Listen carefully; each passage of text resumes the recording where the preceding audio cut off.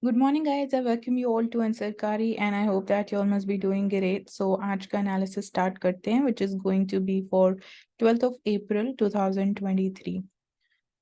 So, data protection bill is going to be like it will come up in the monsoon session, and अभी we saw कि Parliament was not able to function because of so many protests going on inside the Parliament by the opposition parties.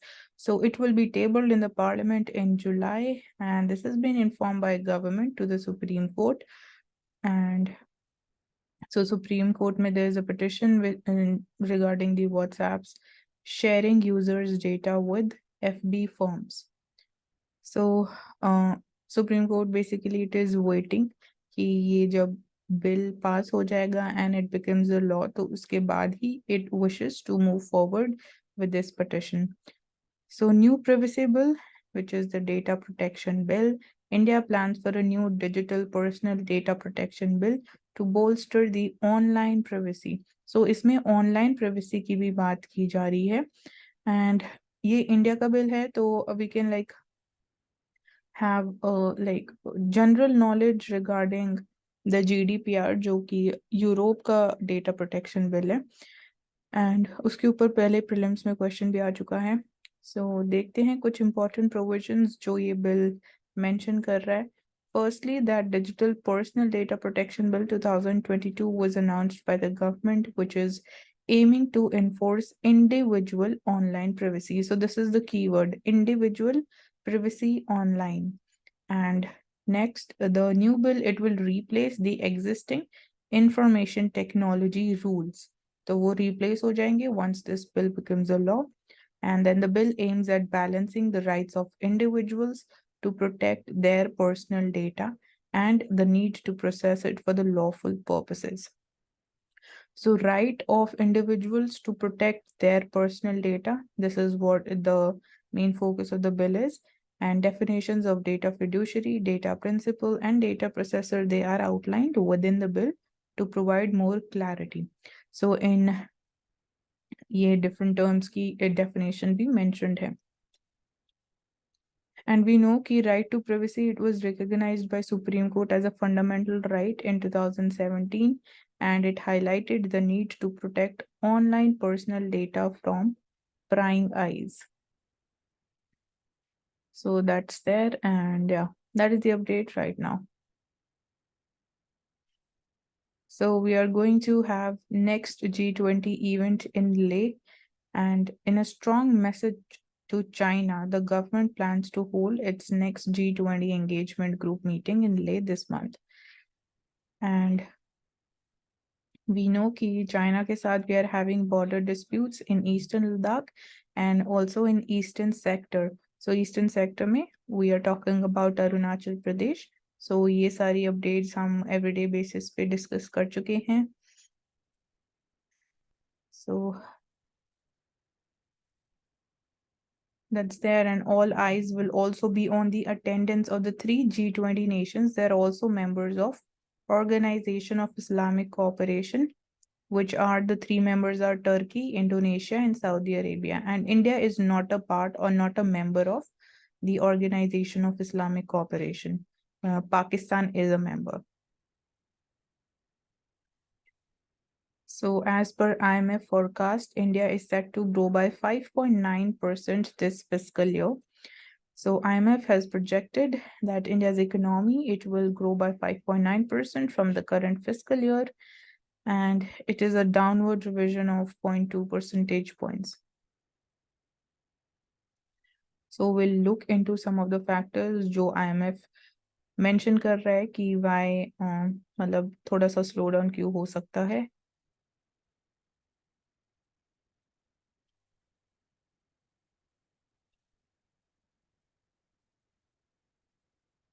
So कल के newspaper में हमने देखा कि आम आदमी party it has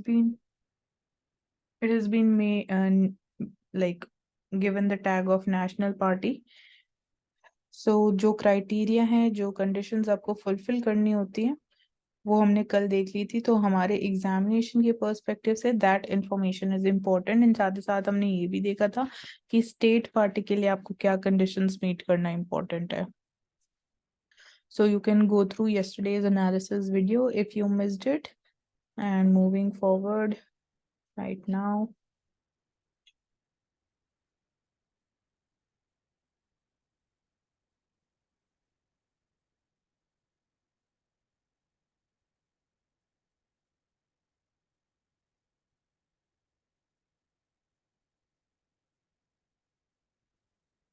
Coming to the editorial section.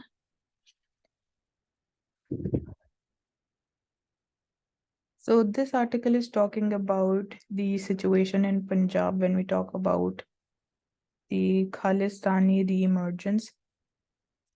So Amritpal Singh, and then he was like dressing alike the Bhindra wale. So that is the main focus. So पूरी security situation की बात की जा रही है. I don't think so this is going to be much important for us. पर जो मतलब general facts हैं, जो general updates है, वो हमें पता है already. So in tackling the threat which is posed by radicalized forces, as in Punjab, India should not yield to the temptation of resorting to strong arm measures without understanding the true causes. So it is saying कि true causes of the current situation उनको समझना पहले important है before going ahead with taking any measure to calm down the situation and restore law and order in the state of Punjab. And उसके अलावा हमने ये भी देखा था कि there is an international link also कि different countries में UK में we saw how जो Indian embassy Indian flag था that was brought down by the Khalistani supporters there. So that is also one angle there.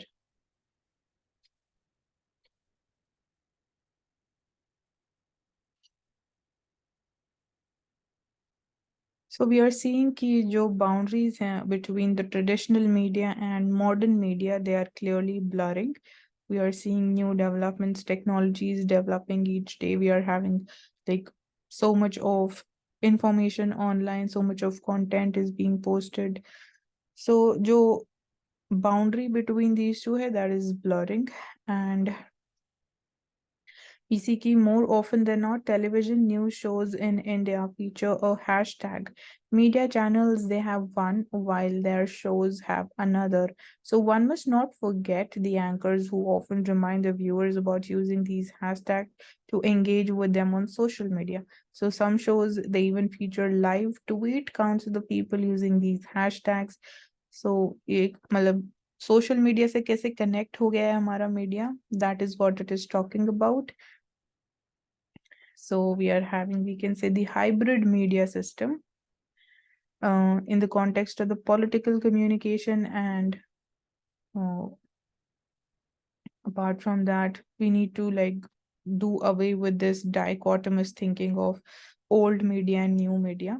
So things have changed in today's times, and we need to embrace an all-encompassing, intermixed and blended media. So जो digital platforms है उसके through आप obviously constantly you can engage with the viewers, which would otherwise not be possible via TV media.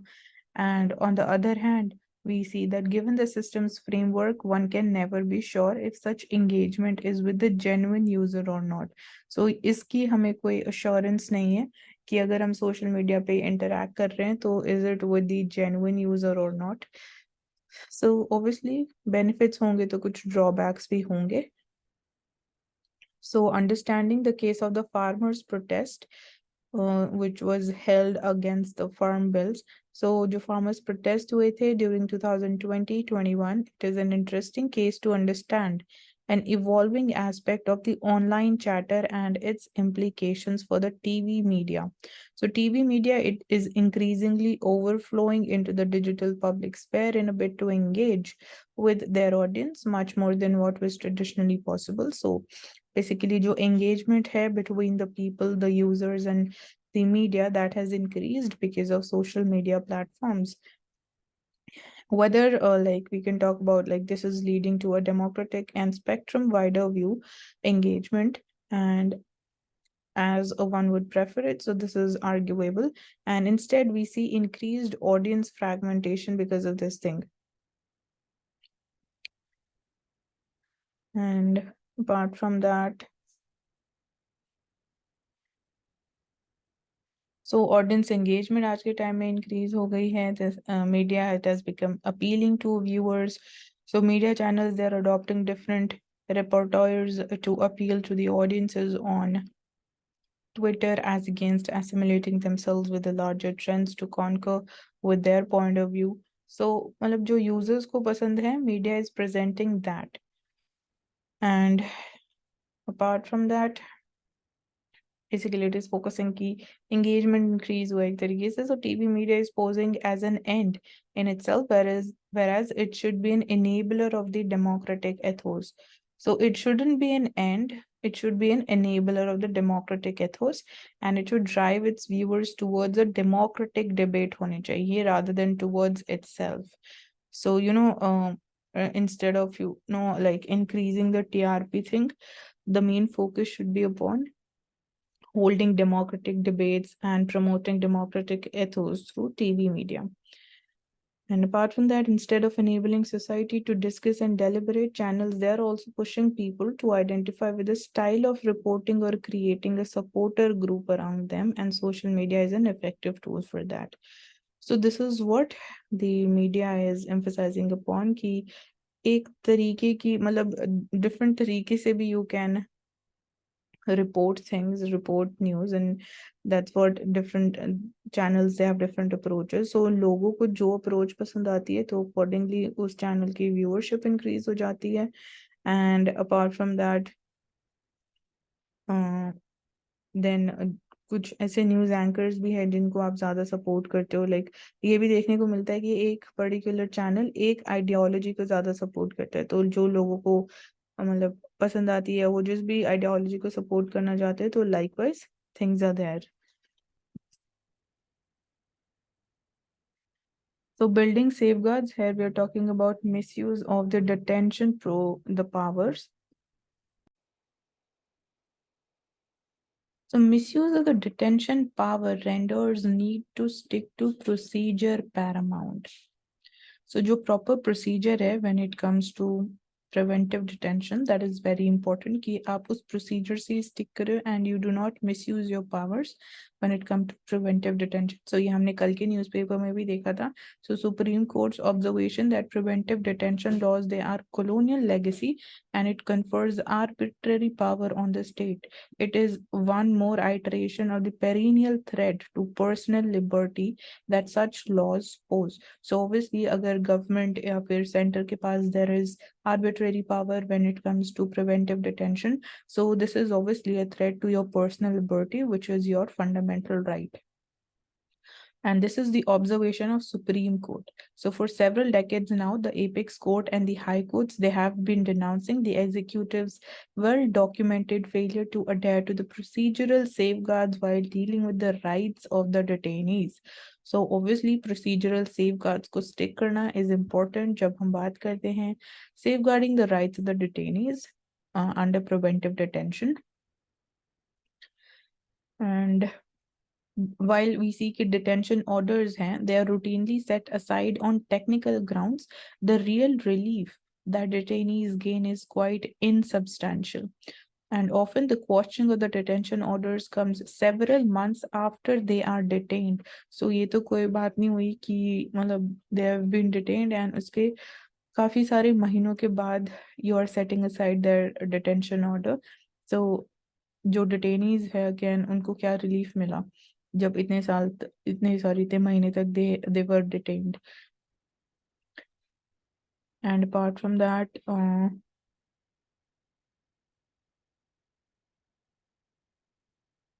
so Supreme Court has highlighted that every procedural rigidity must be followed in entirety by the government in cases of preventive detention, and every lapse in the procedure must give rise to a benefit to the case of the detainee.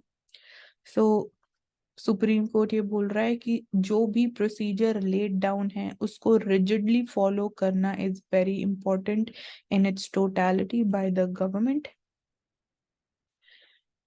And some of the facts concerning preventive detention, they are very like stark.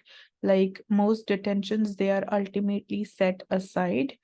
Then we have the most common reason is that there is an unexplained delay in the disposal of representations that the detainees submit against their detention to the authorities, and failure to provide the proper grounds for detention or delay in furnishing them, and sometimes also giving illegible copies of the documents are the other reasons. So ये हमें देखने को मिला है with time.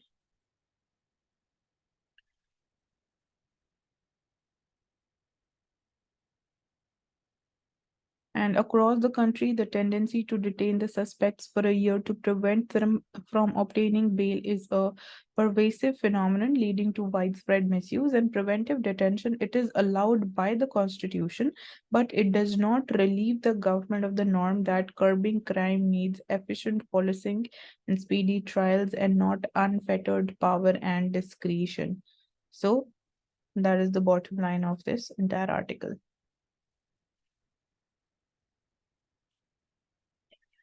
So the 17th Lok Sabha is likely to be the shortest since 1952.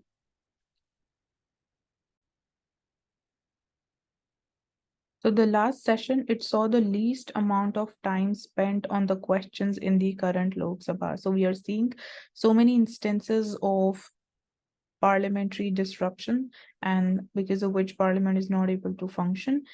And because of that, we are seeing that 17 Lok Sabha is likely to be the shortest since 1952.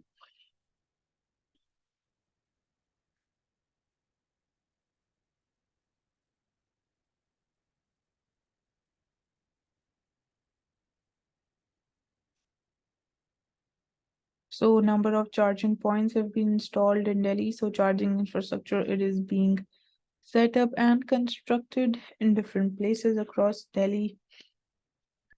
And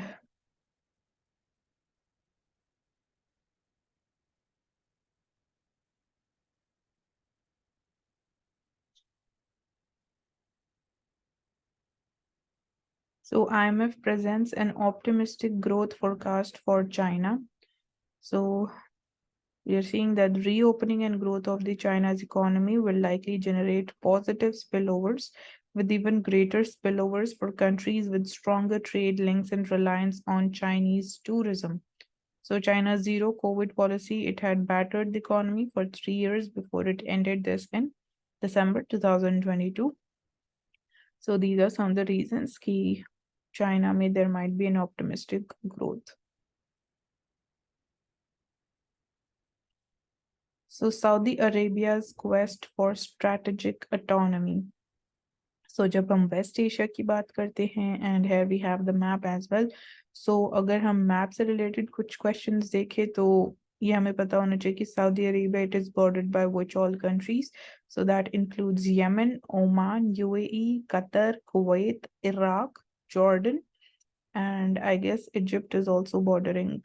No, Egypt is not bordering Saudi Arabia. तो इस चीज को आप mind में रख सकते हो कि Egypt does not border Saudi Arabia.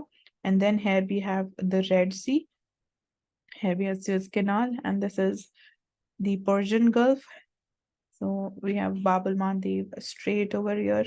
So ये सारी चीजें पता होना important है. And Saudi Arabia की अगर हम बात करें, it is trying to increase its strategic autonomy. So with respect to Iran, we are seeing कि Saudi Arabia ने अपने जो diplomatic ties थे ईरान के साथ, they have been restored with the help of China. China was the mediator. Yemen में बात करें तो Saudi Omani delegation, it is right now, it is in Yemen to hold talks with Iran-backed Houthi rebels seeking a permanent ceasefire. So permanent ceasefire के लिए talks are going on in Yemen. So Yemen war की अगर हम बात करें तो इसमें Saudi Arabia और Iran, they were on the opposite sides. So Iran were supporting the Houthi rebels, and the Saudi Arabia was supporting the government. So right now talks are going on for permanent ceasefire. So यहाँ पे Saudi Arabia का important role है. Saudi Arabia ने Iran के साथ अपने diplomatic relations restore कर लिए हैं. Apart from that, Syria की बात करें तो Saudi Arabia is holding talks with Syria also under Russian mediation to normalize the ties with the Assad regime in Syria. So ये कुछ recent developments है जो हमें पता होना is very important. So Saudi Arabia, it is a nation with a foreign policy which is always centered around Iran, and it is now reaching out to old rivals also and holding talks with them, with the new enemies, and seeking to balance between great powers, all while trying to transform its economy at home. So domestically भी बहुत major steps लिए गए हैं by Saudi Arabia, and internationally भी जो उसके old rivals हैं, it is reaching out to them in order to restore and normalise their ties. So that's how we are seeing that things are changing in Western Asia, and we are seeing that there is a restructuring of dynamics, restructuring of order in West Asia. So for decades, Iran has driven Saudi Arabia's security concerns in the region. And however, recent events show that Saudi Arabia's response to the Iran problem is shifting from the strategic rivalry and proxy conflicts to mutual coexistence and tactical de-escalation.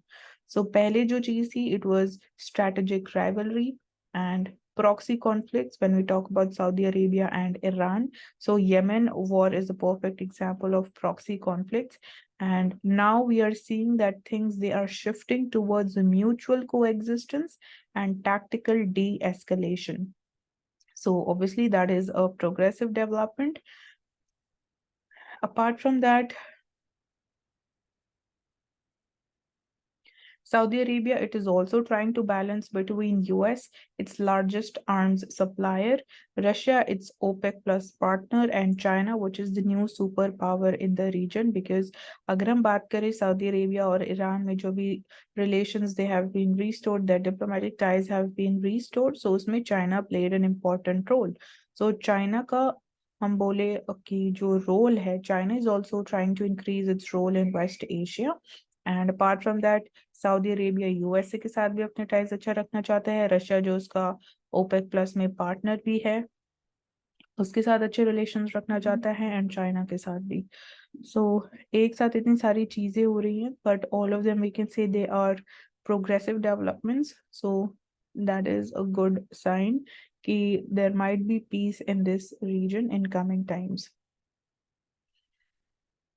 So Saudi Arabia's foreign policy, definitely it is changing on these lines.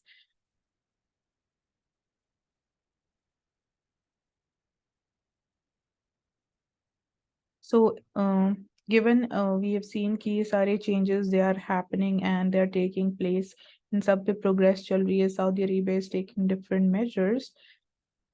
सो इसके लिए मतलब इन steps की वजह से इस reason के लिए क्या इम्प्लीकेशंस हो सकते हैं.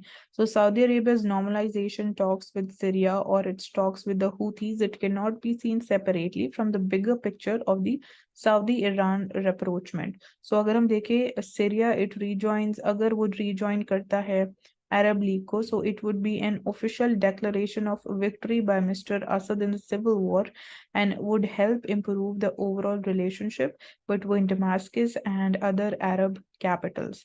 So ये possibility हो सकती है. And likewise, if the Saudis they end the Yemen war also through a settlement with the Houthis, Riyadh would get a calmer border with Tehran, and it could retain its existing influence in the Saudi backyard. So Yemen में भी चीजें थोड़ी normalise हो जाएंगी, थोड़ी peaceful हो जाएगी.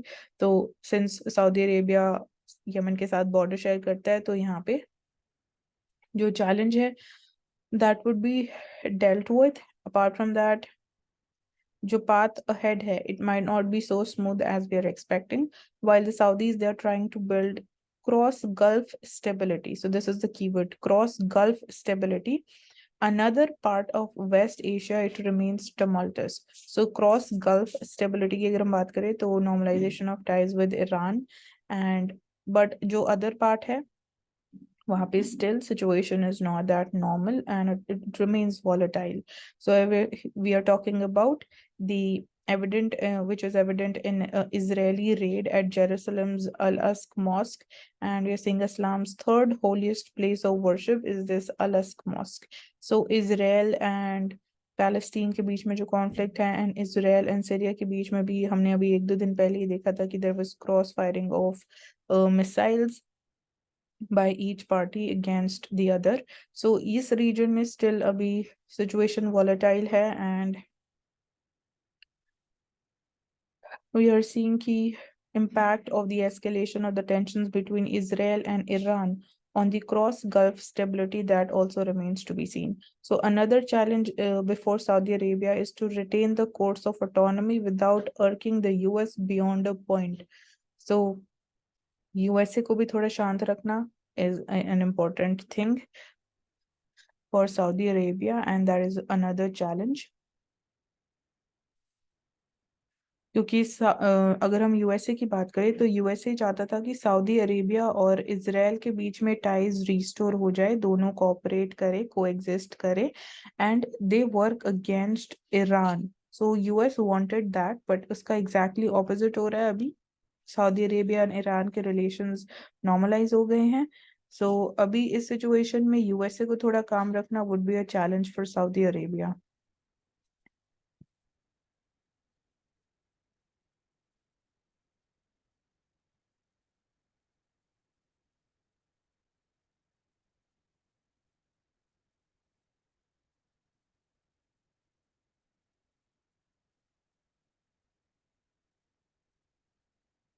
So CDS says, Chief of Defense Staff, that we are seeing militarization of space, steady progress towards weaponization.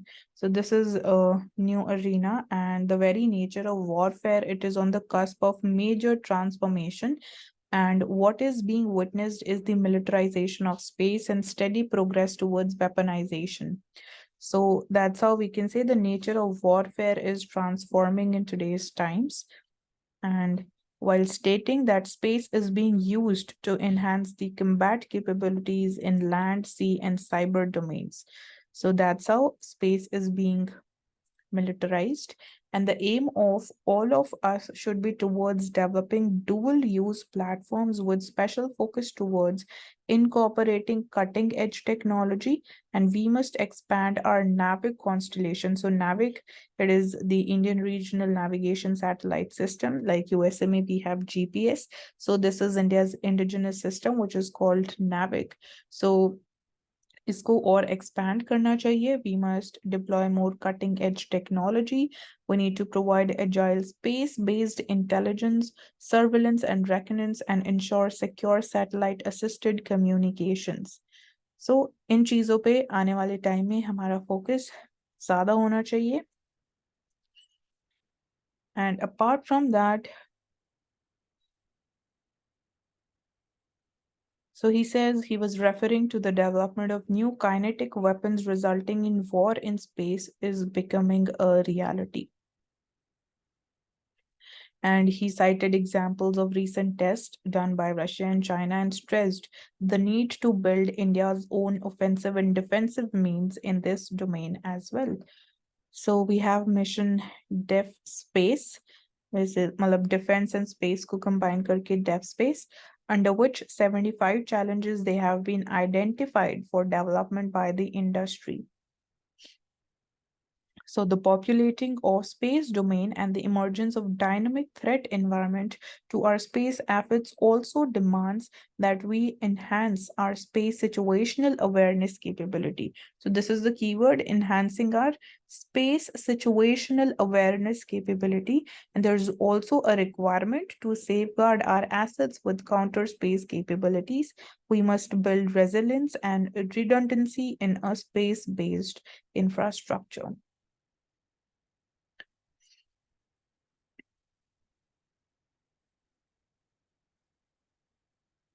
So India is facing serious threat of supply of illicit weapons. So this is another threat when we're talking about the security perspective. So India is facing a serious challenge of cross-border supply of illicit weapons using the drone technology, using drones, which cannot be possible without active support from the state authorities. So this is New Delhi's envoy who said this in an apparent reference to Pakistan. And speaking at the UN Security Council's open debate on threats to international peace and security, risks stemming from violations of the agreements regulating the exports of the weapons and military equipment. So here, this thing was set. And so the export of weapons and the military equipment in violation of the international law, exacerbating the geopolitical tensions, cannot be ignored.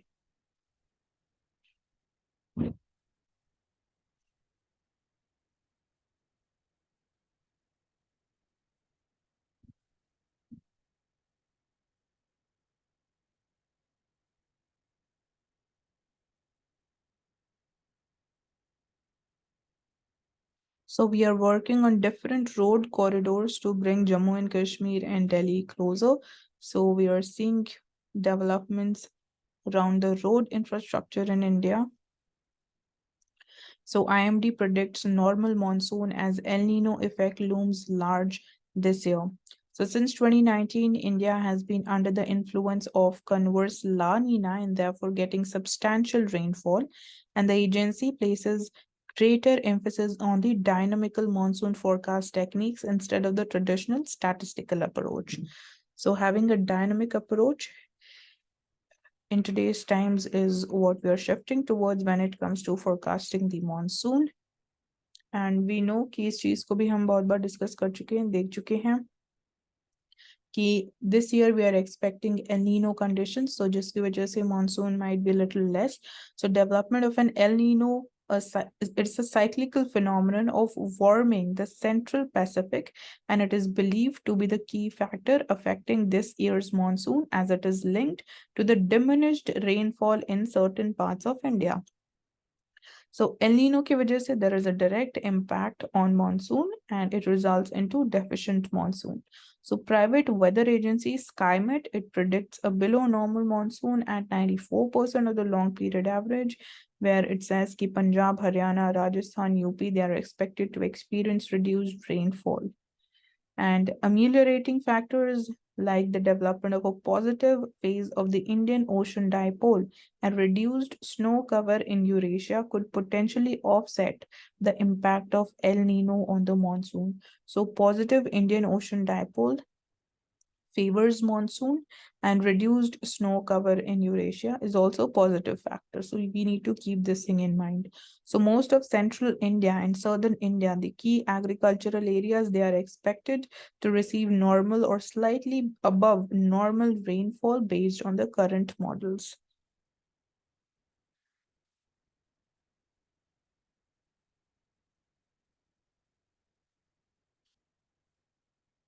Coming to the world page.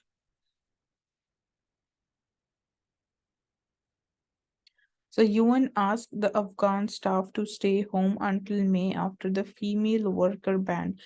So recently कुछ और rules and changes किए गए हैं when it comes to the women rights by Afghanistan regime.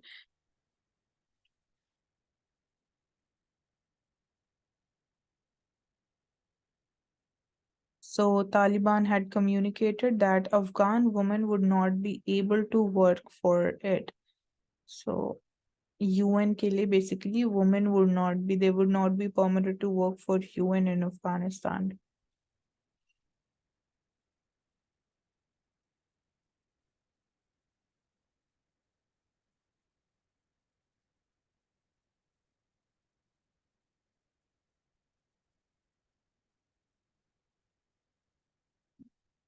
So coming to Myanmar and violence, so 100 feared killed in junta strikes on the Myanmar village. So fighter jet dropped bombs directly into a crowd of people who were gathering for the opening of a local office of the country's opposition movement in the Saigang region.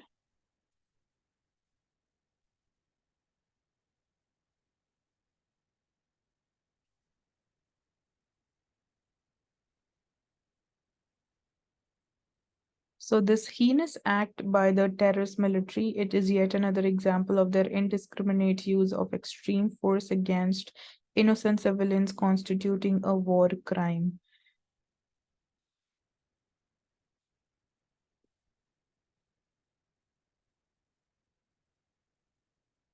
Coming to the business page, we see कि 6 GHz spectrum pits wireless telcos against fixed line broadband entities. So delicensing the 6 gigahertz range would benefit the fixed line broadband providers and software giants, as some of the later they try to get into the public Wi-Fi hotspot space. So these firms they are pushing back on the telcos laying claim to the specific spectrum band. So competition is for the spectrum that could enable the next generation of 5G or Wi-Fi or both. And newer Wi-Fi routers in India, they largely use the spectrum on 2.4 to 5 gigahertz band. So as frequency increases, the range of the signal drops, but the bandwidth goes up significantly.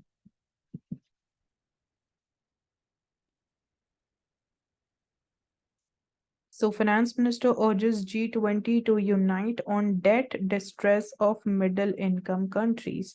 So this is another global financial challenge which we can talk about. So ahead of the G20 finance ministers and the central bank governors meeting, our finance minister, she has expressed hope that the group would come together to address this debt distress of the middle income countries.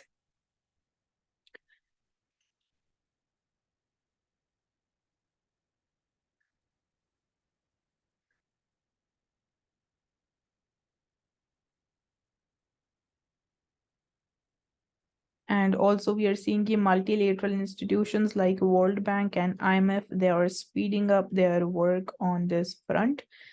And troubled trioke, if we talk about, so the three countries in India's neighborhood, Sri Lanka, Pakistan, and Bangladesh, they have sought help from the IMF.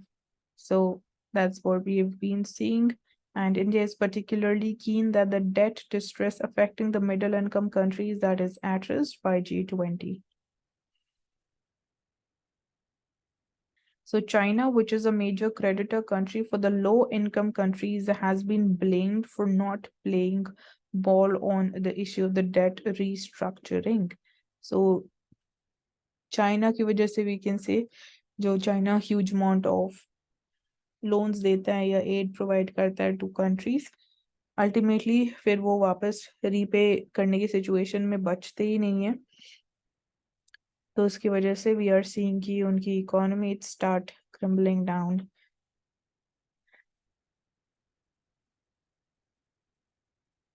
So government, it has unveiled quality control orders for technical textiles. So हमें पता होना चाहिए कि technical textiles किन areas में use किए जाते हैं. And we have the Ministry of Textiles looking into this. So they have unveiled 2 quality control orders for 31 technical textile items, including 19 geotextile and 12 protective textile products.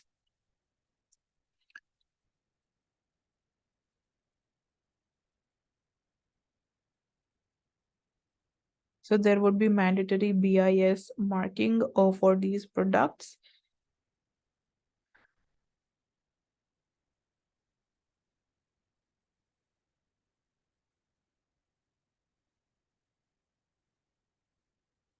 Taking up the the Financial Express first.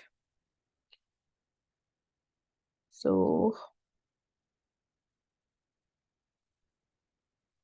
HDFC Bank, they have cut their MCLR by up to 85 basis point. So in a sign that interest rates, they may have peaked at the shorter end, HDFC Bank, it cut the marginal cost of funds-based lending rate, which is MCLR. And these are for the loans of very short tenors. So recently हमने देखा कि MPC ने increase nahi kiya repo rate ko. It was a pause this time. So there are like expectations and speculations ki jo rate hike ki cycle thi, it has reached its peak and ab isse zyada there's no possibility ki usko aur aane wale time mein increase kiya jayega. So on that basis and expectations, MCLR rate has been reduced by HDFC Bank. So this is an overnight MCLR rate. And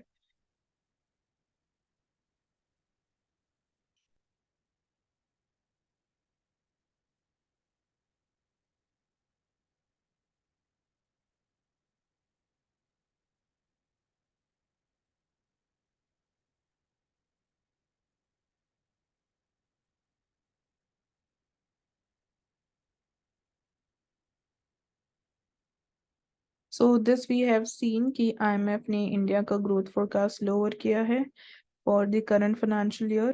So signs of soft landing of world economy have receded. So जो हमारे कुछ concerns थे regarding the slowdown in the world economy, so वो थोड़ा सा कम हुआ है and we are like in a comfortable situation as of now. So lowest prediction by any major agency is this, which is at 5.9%.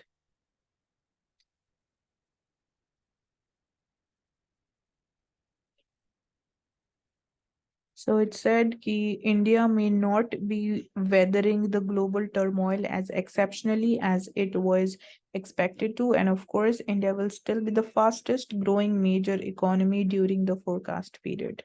So we're still the fastest growing economy in the world. And so the IMF's latest projections widens the gap between its forecast and that of RBI. So forecast may we are seeing huge gaps, and the global economy is yet again at a highly uncertain moment, with the cumulative effects of the past 3 years of adverse shocks, most notably COVID-19 pandemic and Russia's invasion of Ukraine, manifesting in unforeseen ways. So with a lag, now we are seeing the consequences of the global uncertainties in today's times. And one of the example of that is obviously we saw recently two US banks, they failed, and that's the case. So make India part of the supply chain, finance minister to the global businesses. So we are trying to increase India's role in the global supply chain so that we are a part of it and we are not left behind. So we need value chains come to India and produce in India, not just for India, but to export from India also. So asking businesses to look at diversifying their supply chains beyond China. Finance Minister said that COVID-induced disruptions in global supply chain indeed they justified such a strategy. So COVID-19 के time पे हमें ये सीखने को मिला है कि अगर हमारी रिलायंस एक पर्टिकुलर कंट्री के ऊपर रहेगी, in this case we are talking about China, तो obviously that is not going to be risk free, that is highly risky. So because of that, it is important that we diversify our supply chain. So India would be the best bet for the global firms in this endeavor, given we have young population and they're skilled also.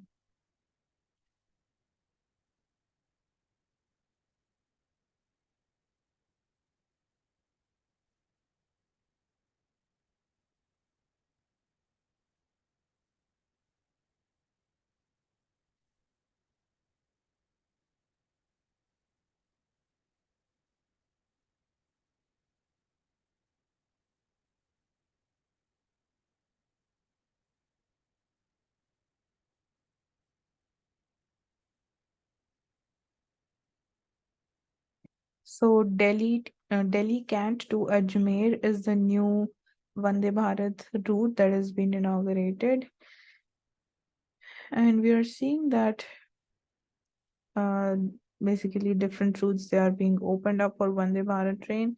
This is India's fastest indigenous train, and here are different important features, certain distinct features of this train. You can go through them.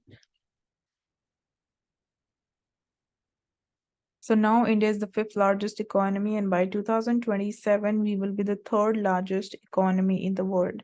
So India right now, it is a $3.5 trillion economy today, and it will become a $30 to $35 trillion economy by 2047. That is in the next 25 years when we celebrate 100 years of independence. So that's going to be huge. And we've already talked about monsoon. Apart from that,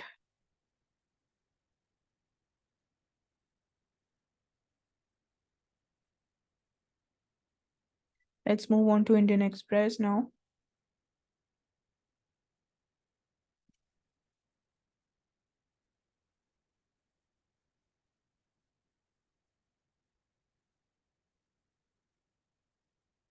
So we know about the important provisions of the PM Swanidhi scheme. So it is a scheme which provides working capital to the street vendors. So maximum amount is rupees 10,000. So this is a central scheme.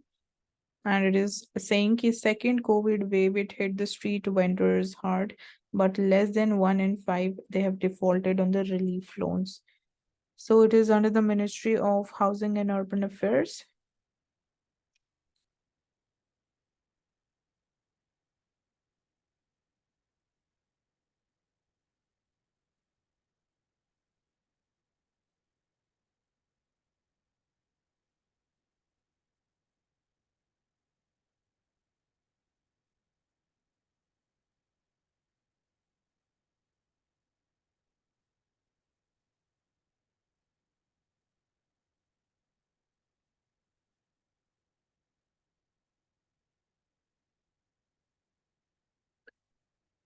Coming to the editorial page directly, because all of thing is either we have discussed it or it is political in nature.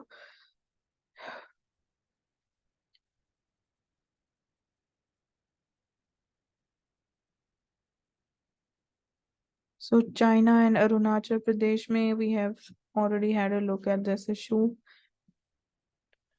About the tiger numbers also we have already discussed when the data was published regarding the tiger census. We had a look the tiger population is declining in Western Ghats and the numbers have crossed 3,000 mark in India, and tiger census is conducted every 4 years. And there was a 6.7% increase in their numbers.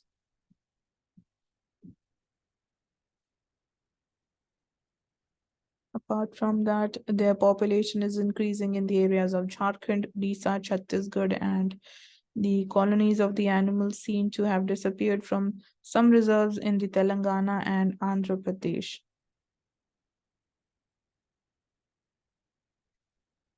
So Madhya Pradesh, it is home to 6 tiger reserves. It has the highest number of tigers in India. And so that's there. Apart from this, we need to know all the tiger reserves in India and their location.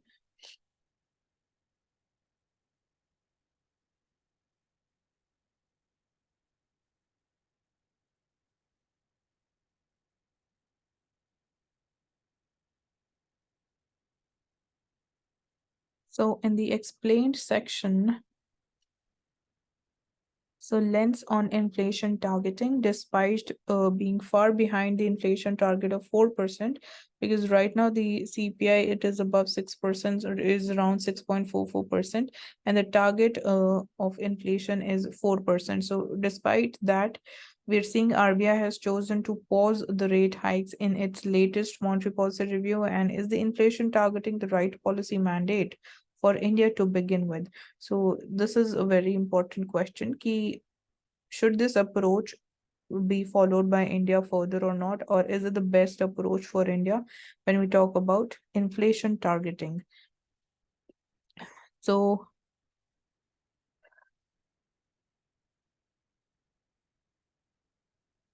So the case for not hiking the repo rate. So after the meeting of the 6-member Monetary Policy Committee, RBI's rate setting body, which is MPC. So it has 6 members, 3 are from the government side, 3 are from RBI. So the governor of central bank repeatedly emphasized that the decision to pause on the repo rate is for this meeting only. So आने वाले time में it is not important कि repo rate reduce ही किया जाएगा या फिर if there would be status quo, it can be increased also. And most economists, however, they believe this is the end of the rate hike cycle for now. So this is one thing. And while minutes of the meeting, when they become available, it will give a clearer idea कि RBI का क्या rationale था for pausing the repo rate despite being so far behind the inflation target of 4%. So once we have the minutes of the meetings available, we'll have more clarity about this. And so one of the 2 dissenting members were Professor Ashima Goel. They made 3 important points. So let's have a look at those important points. So first is that she suggested it was time for the government to do its bit to fight the inflation. So इस बारे में हम भी बहुत बात कर चुके हैं कि solely monetary policy नहीं help करेगी. We need both monetary policy and fiscal policy to work together. And then it is important to also understand which factors are the demand side factors or the supply side factors causing the inflation. So if it is the supply side factors, so we need to take some supply side measures and not the demand side measures. So monetary policy is a demand side measure. So supply side measures would be helping us. So here, this is the first point that she has highlighted, key government also needs to do its bit to fight the inflation. And the large commodity component in India's consumer price basket and the pockets of the supply constraints respond better to fiscal action. So fiscal action इसलिए important हो जाता है, and in other words, in a situation जहाँ पे inflation was due to the supply bottlenecks and cost rather than high demand, so monetary measures, they were not enough, and actions such as cutting the excise or tax on the fuel, that was also needed. तो जो point अभी मैंने आपको हिंदी में explain किया कि supply side measures important हैं, so that is the point, that's what she is also highlighting. The second point is that she hit at the root of the justification for the interest rate hikes. जब inflation was driven by the supply side bottlenecks.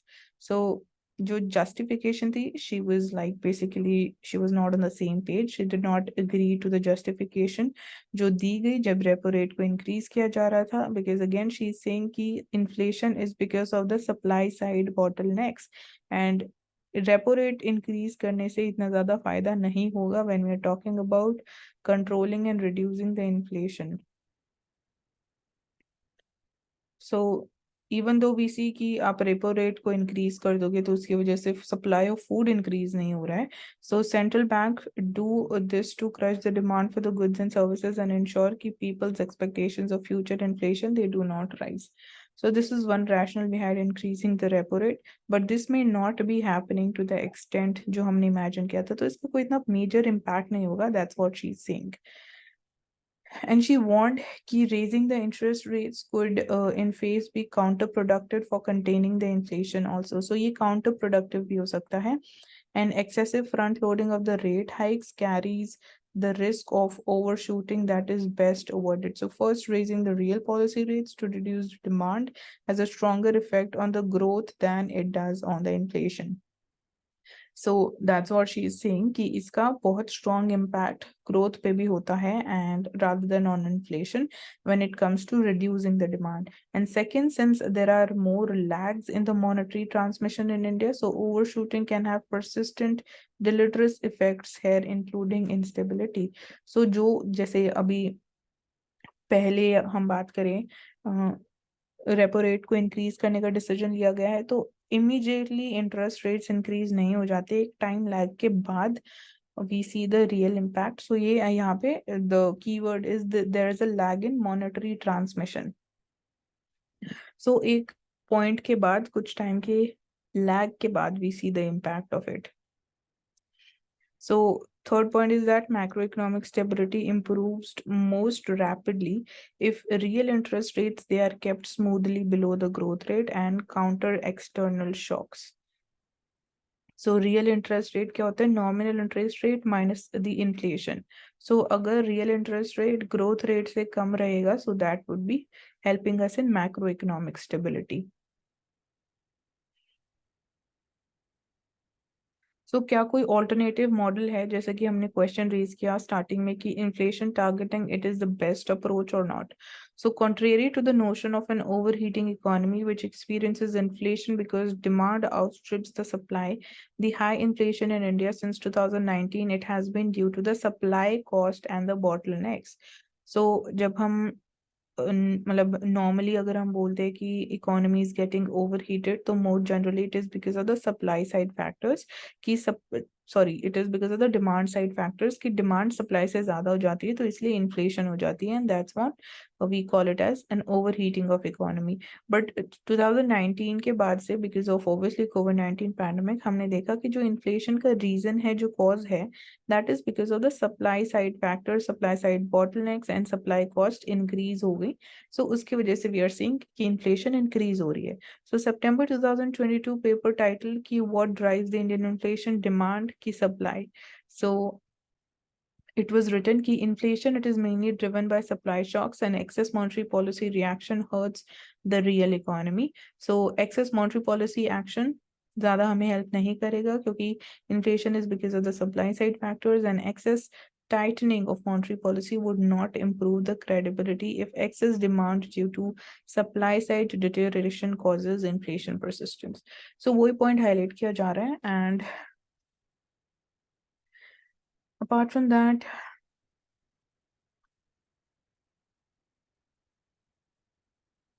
so अगर हम inflation targeting policy की बात करें तो economists such as Pulpre Balakrishnan, and he's a very famous economist. He has also warned against this policy of inflation targeting. He says कि RBI has been off the target of 4% inflation for a very long time. So हम जो हमारा inflation target है उसे हम काफी time से we are like not around it. And the notion कि inflation targeting works in India, that is a joke. That's what he says.